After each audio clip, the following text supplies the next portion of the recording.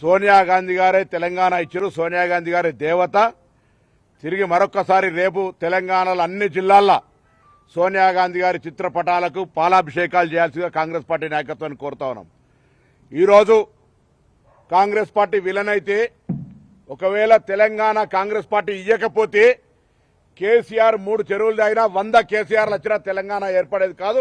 సోనియా గాంధీ గారు లేకపోయి ఉంటే ఆ మాట ప్రత్యక్షంగా ఆయన తెలుసు. పార్లమెంట్లో